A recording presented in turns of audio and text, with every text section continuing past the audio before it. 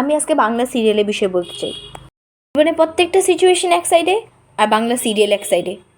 যতটুকু প্রবলেম কেউ জীবনে হয় না, যতটুকু প্রবলেম বাংলা সিরিয়ালে হয়। আপনি কেউ মরে গেলে আমরা সাথে সাথে দৌড়ায় যাই দেখতে, আর বাংলা সিরিয়ালে কেউ মরে গেলে ওর অবজার্ভ করতে করতে একদিনে একটা এপিসোড চলে যায়। এটাই বুঝে পাই না, ওরা বাড়িতে তো সাইজা কেন থাকে? আমি তো বাড়িতে ছেঁড়া কাপড় পরে থাকি। ভাই ঘুরতে গেলে এত গয়নাকাটি পরে থাকি না যতটা ওরা বাড়িতে পরে থাকে। ভাই বাড়িতে মেকআপ করে থাকে, আমি বাড়িতে চুল চিরুনি করার সময় পেতেছি না। ভাই চুল চিরুনি করার সময় পেতেছি না।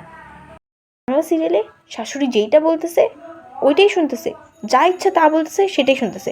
আর এইটাই যদি রিয়েল লাইফে হইতো, ওই অ্যাক্ট্রেসটাই কিন্তু শাশুড়িকে ঘাড় ধাক্কা মেরে ঘর থেকে বের করে দিত। এই মানুষ এই সিরিয়ালের ফেক সিচুয়েশনগুলো এত মন দেওয়া দেখে, যতটুকু মন দেওয়ার আমার নিজের প্রবলেম দেখে নেই কোনোদিন। যদি বাংলা সিরিয়ালের বিষয়ে কোনোদিন কিছু বলি তাহলে আমাকে বলে তুই তো ফোন নিয়ে বসে থাকিস। আমি ভাবছি যে আমি কিছু বলবোই না, তোমরা এইসব দেখা নিজের মাথাটা খারাপ করো।